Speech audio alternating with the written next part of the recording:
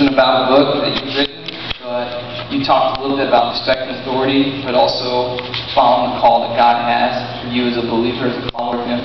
And that's something a lot of us are wrestling with. And just a waiver to everyone who's on faculty and staff. I say this with just knowing my heart with respect. And a lot of us have been praying about this, and we're frustrated. And what's happened for some of you may know this, some of you might not. Man, I might get in trouble for saying this, but there's this thing called risk management, and it's been really hard for us as students. And we're trying to respect the institution, the administration, but at the same time, we have this class called World Changers, and there are some of us who take it seriously. That take seriously not just like random events like Harvest Party or going serving in the community as an event, but as adapting that as a lifestyle, and making this Marion community our community, and being here, because we're here for 4 years, pretty much 8 or 9 months out of the year. And some of us have started doing that. I know a lot of you, I see a lot of faces here who've been a part of that, and I love you for that. But it's just been real hard to put your heart and soul into some things, like a lot of us have. And there's a specific group that I work with. The group's not important. But what's important is we're wrestling right now with respecting the institution and actually serving this community. And we have to fill out paperwork upon paperwork and insurance forms and liability. And I just want to know when the church became safe.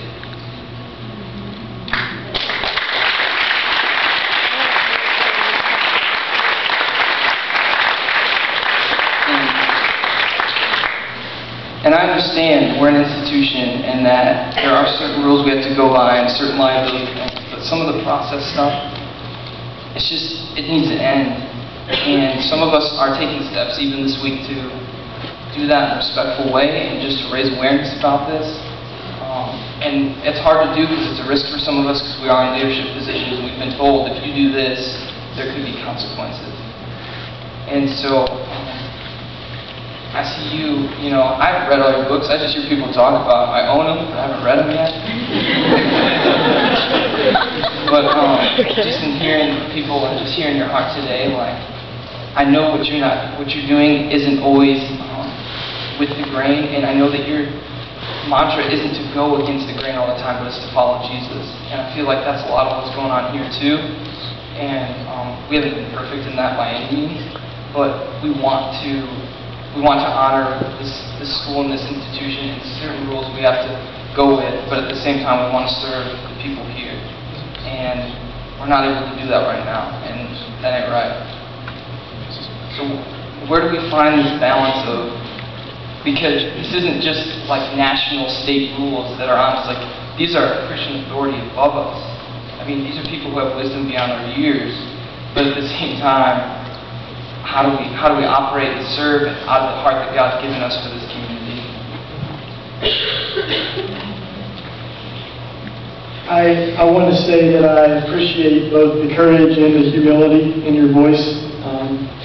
I think those really need to always go together. You know, that to be good listeners, and this is one thing that I think I can't solve for you. You know, I think that you all are doing the exact thing that you should be. You should be talking and listening to folks here about why those things are in place. You should be continuing to love and care for neighbors. And you should be honoring the fact that you are a part of an institution, at least temporarily, that you should be subordinate to. You know, and you've chosen to be here and to also figure out what are the things in this institution that might be a little out of sync with at least where I feel like God's heart is, and how do we call those things to be a little closer to what God wants, and to realize that that happens through gentleness and not through force, and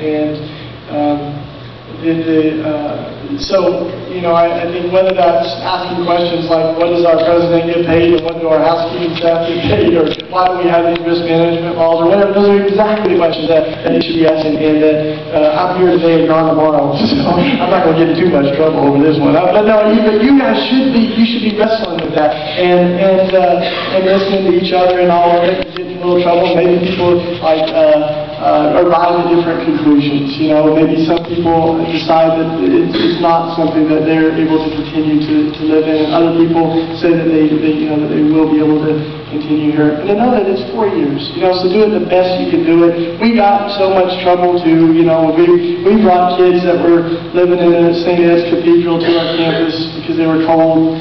And we were told we couldn't do that, you know. And as we listened, there were some reasons for that. There were some sex offenders nearby and on campus and things like that we needed to be aware of. We needed to be aware of different vulnerabilities, you know, of people. But we also, like, ultimately needed to try to figure out how to be faithful in that as well, you know. So we've asked some of those same questions to keep doing it. But students are the ones that bring change.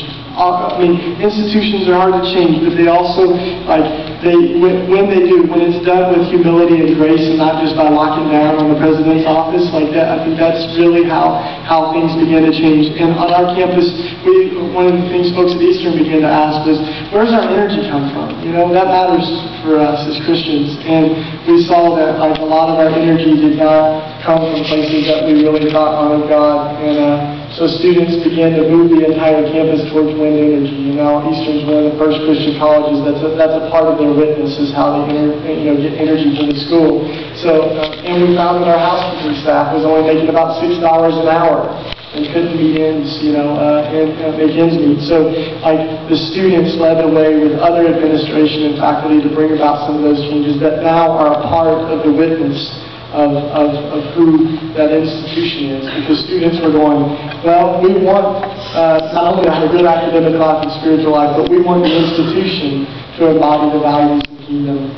And certainly, you want the institution in this neighborhood to have a reputation for loving their neighbor, and you all are doing that work, and that work should continue.